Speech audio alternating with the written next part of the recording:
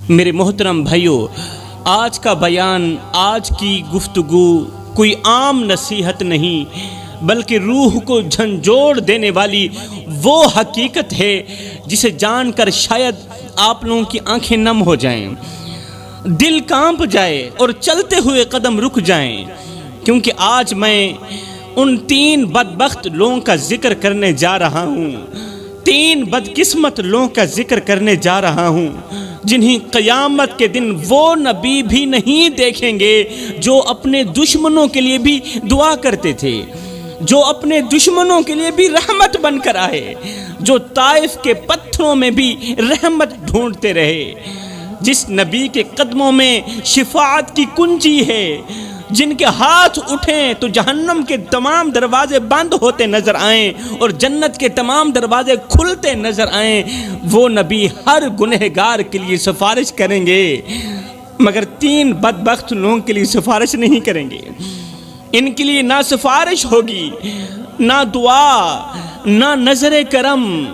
ہے وہ دن جب سورج سروں پر ہوگا میری قوم کے نوجوانوں، پسینے میں لوگ ڈوب رہے ہوں گے، ہر نفس اپنی فکر میں ہوگا، اور ایسے وقت میں اگر ہمارے پیارے نبی جناب حضرت محمد مصطفیٰ صلی اللہ علیہ وسلم بھی منہ موڑ لیں تو سوچو کون بچائے گا ہمیں؟ کیا آپ جانتے ہیں وہ 3 بدبخت لوگ کون ہیں؟ اور کہیں آپ ان میں شامل تو نہیں؟ کہیں ان میں آپ لوگوں کا نام تو نہیں ہے؟ اور کہیں ان بدبخت لوگوں میں آپ تو شامل نہیں جن کی طرف ہمارے نبی دیکھنا بھی گوارا نہیں کریں گے؟ جس شخص کی طرف ہمارے نبی نہیں دیکھیں گے قیامت کے دن تو یوں سمجھو وہ شخص برباد ہو گیا، اس کی بخشش کے دروازے بند ہو گئے، جس کی طرف قیامت کے دن میرے کریم آقا دیکھیں گے نہیں۔ اس کے لیے نہ جنت باقی رہے گی، نہ شفاعت باقی رہے گی، نہ رحم، نہ امید باقی رہے گی۔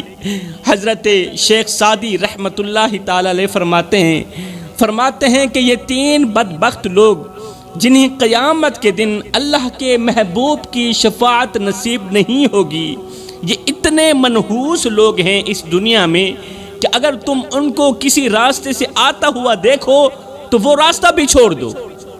وہ لوگ اس قدر منحوس لوگ ہیں، اگر یہ 3 لوگ جن کے بارے میں اللہ کے نبی نے فرمایا کہ قیامت کے دن میں ہر ایک گنہگار کی سفارش کروں گا مگر 3 بدقسمت لوگوں کی سفارش نہیں کروں گا۔ حضرت شیخ سعدی رحمت اللہ تعالی علیہ فرماتے ہیں کہ اگر یہ 3 لوگ کسی راستے سے آ رہے ہوں، ادھر سے یہ 3 لوگ آ رہے ہوں، ادھر سے آپ لوگ آ رہے ہوں، تو ان 3 لوگوں کا منحوس چہرہ دیکھ کر وہ راستہ بھی چھوڑ دو، جی وہ راستہ بھی چھوڑ دو۔ اگر تم ان کو راستے سے آتا ہوا دیکھو وہ راستہ ہر حال میں چھوڑ دو، کیونکہ یہ وہ بد نصیب ہیں جن کے چہروں پر اللہ کا قہر لکھا جا چکا ہے، جن کے چہروں پر منحوسیت لکھی جا چکی ہے، اللہ کا عذاب لکھا جا چکا ہے۔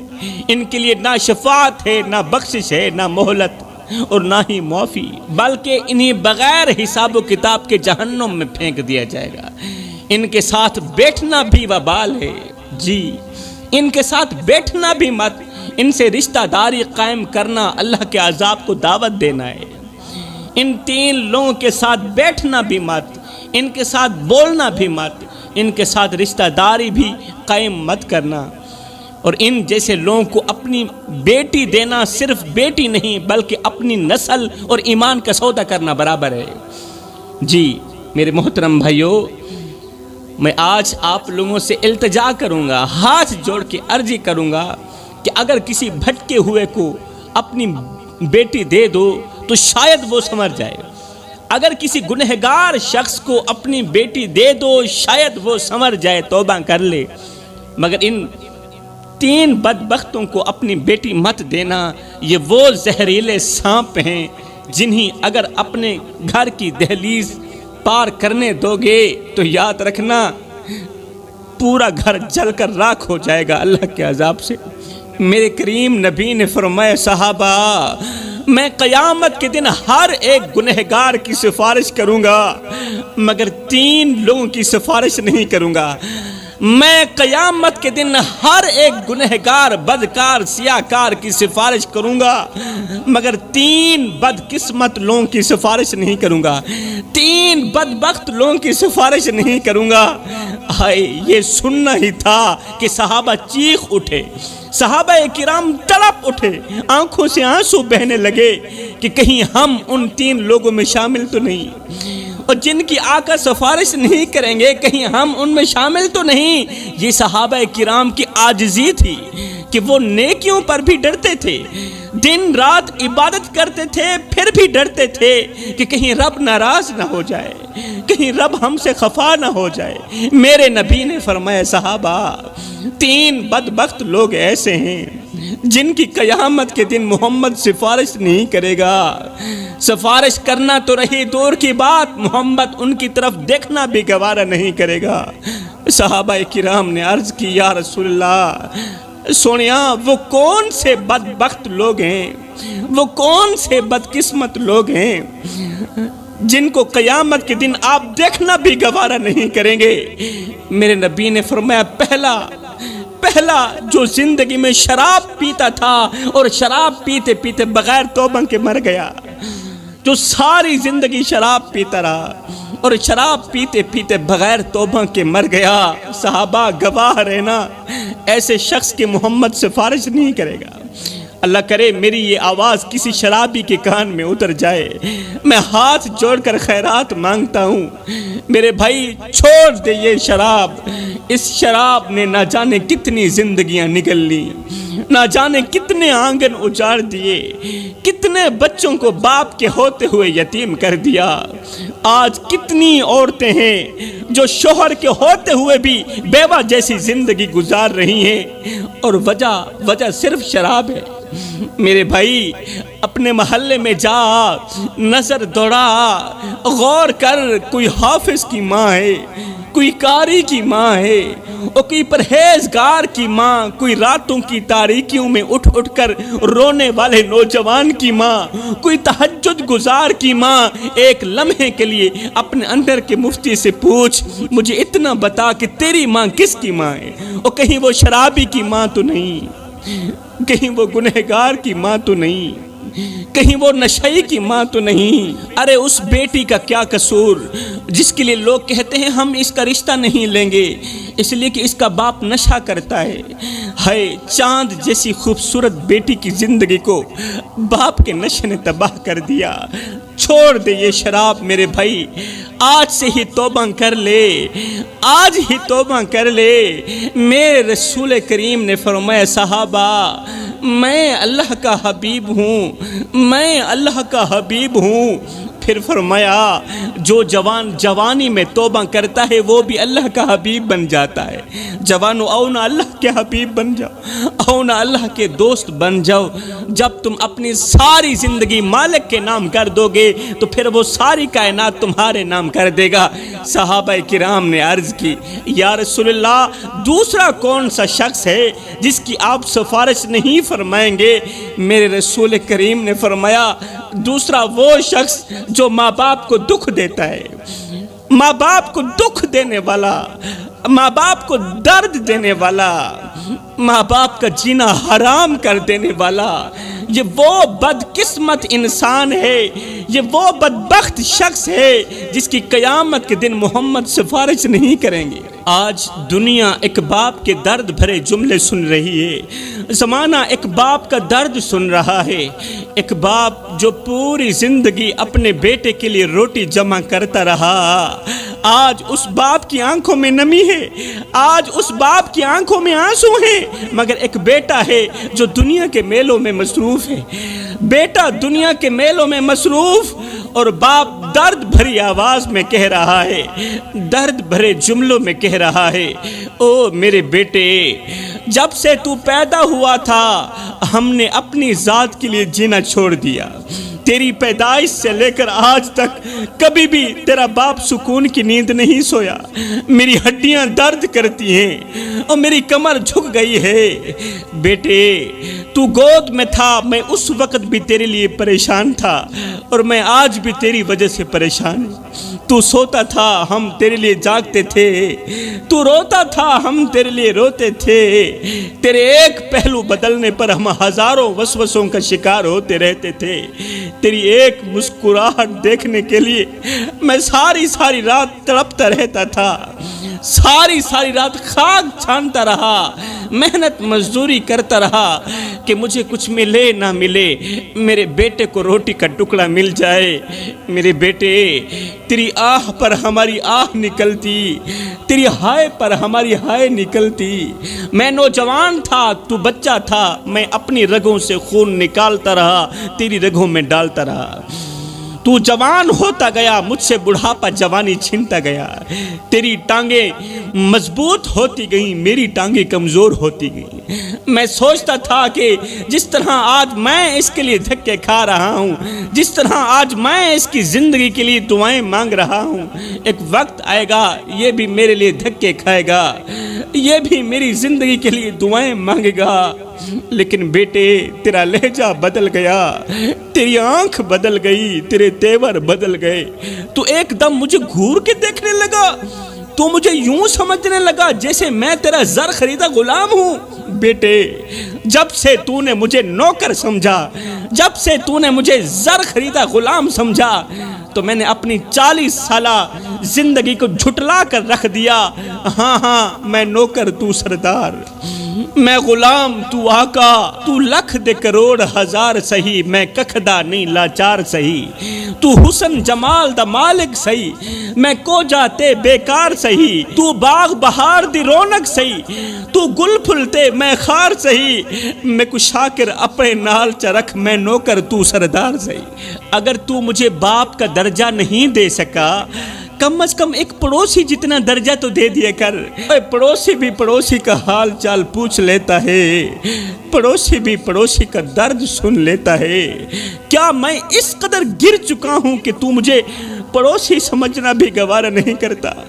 اچھا میرے بیٹے، میں آج کے بعد تیرے سامنے نہیں آؤں گا، آج کے بعد تیری راہوں کا مسافر نہیں بنوں گا، مگر میرے بیٹے، مہینے میں ایک بار ہی صحیح مجھے ایک بار اپنی شکل دکھا دیا کر، کیونکہ جب میں تیری تصویر دیکھتا ہوں نا، مجھے زندگی کے سارے درد بھول جاتے ہیں، مجھے زندگی کے سارے غم بھول جاتے ہیں۔ ہائے، باپ نے تو 1 مہینے کا کہا تھا، مگر آج 10 سال گزر چکے ہیں، بیٹے نے باپ کا نام تک نہیں لیا، شکل دکھانا تو رہی دور کی بات۔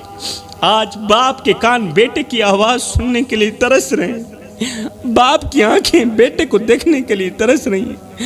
ہجر تیرا جے پانی منگے تے میں کھونے نہ دے کینا، جی کر دے تینوں کول بٹھا کے درد پرانے چھیڑا۔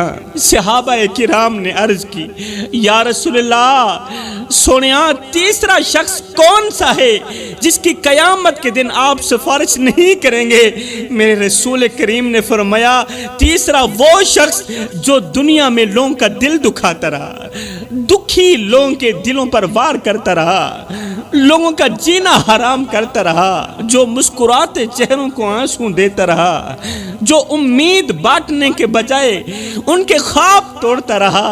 خدا راو میرے بھائیو، کسی کو اتنا مت ستاؤ کہ وہ اللہ کے سامنے تمہارا نام لے کر رو پڑے۔ اگر اس نے ایسا کر لیا تو یاد رکھنا، خدا کی قدرت تمہارا جینا حرام کر دے گی۔ اللہ چپ ضرور ہے مگر بے خبر نہیں ہے۔ میرے رب کو بے خبر مت سمجھنا، اس کی چپ سے ناجائز فائدہ مت اٹھانا۔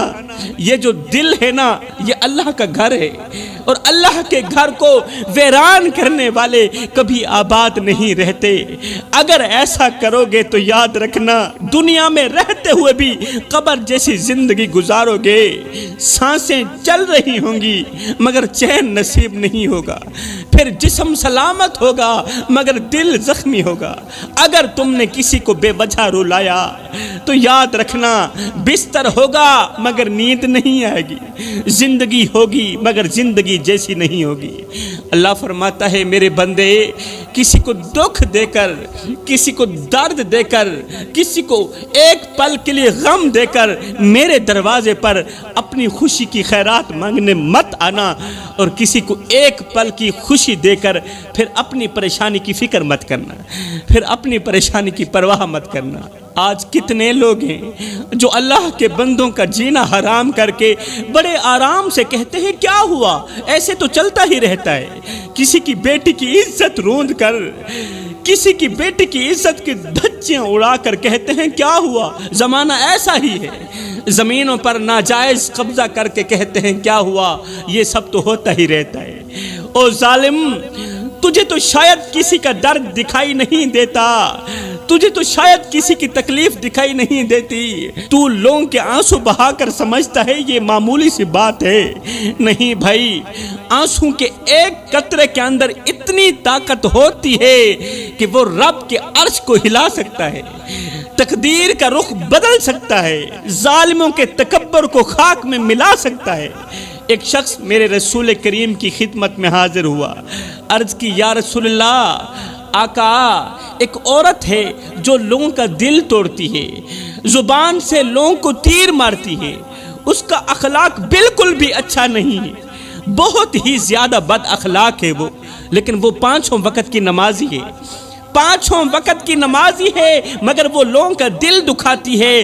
بتائیں ایسی عورت کے بارے میں، ایسی عورت کے بارے میں آپ کا کیا ارشاد ہے؟ میرے نبی نے 2 ٹوک جواب دیا، فرمایا ایسی عورت جہنم میں جائے گی۔ کیوں؟ اس کا اخلاق اچھا نہیں، نماز پڑھتی ہے، اخلاق اچھا نہیں ہے، نماز اللہ کی پاک بارگاہ میں قبول نہیں ہے۔ اتنے میں دوسرا شخص آیا، کہنے لگا یا رسول اللہ، میرے محلے میں ایک عورت رہتی ہے، وہ نمازیں تو کم پڑھتی ہے، قرآن تو کم پڑھتی ہے، مگر اس کا اخلاق بہت اچھا ہے، اس نے کبھی کسی کا دل نہیں توڑا، کبھی کسی کے دل پر وار نہیں کیا، ہماری عورتیں اس کی لمبی عمر کے لیے دعائیں کرتی ہیں، ایسی عورت کے بارے میں آپ کا کیا حکم ہے؟ میرے نبی نے فرمایا ایسی عورت جنت میں جائے گی، ایسی عورت جنت میں جائے گی، اور اس کا اخلاق، اس کی اچھی زبان ایک نہ ایک دن اسے 5 وقت کی نماز بھی بنا دے گی۔ تو فرمایا میرے نبی نے اے صحابہ، سب کچھ کرنا، یہ 3 گناہ کبھی نہ کرنا، اگر یہ 3 گناہ کرو گے تو یاد رکھنا قیامت کے دن میں محمد تمہاری سفارش نہیں کروں گا۔ جو لوگ اپنی زندگی میں یہ 3 گناہ بڑے شوق سے کرتے ہیں، ان کی زندگیوں میں سکون کے جنازے اٹھ جاتے ہیں میرے بھائیوں، وہ سکون کی سانس نہیں لے پاتے اپنی مختصر سی زندگی میں۔ وہ مال تو کماتے ہیں مگر مال میں برکت نہیں ہوتی، وہ رزق کماتے ہیں مگر یہ رزق ان کے لیے وبال بن جاتا ہے، ان کی اولاد ان کی نافرمان بن جاتی ہے۔ تب تک جب تک یہ لوگ ان 3 گناہوں سے سچی اور پکی توبہ نہیں کر لیتے۔ میں دعا کرتا ہوں اللہ ہمیں بھی جلد از جلد ان 3 گناہوں سے سچی اور پکی توبہ کرنے کی توفیق عطا فرما۔ آمین ثم آمین، وما علینا الا البلاغ المبین۔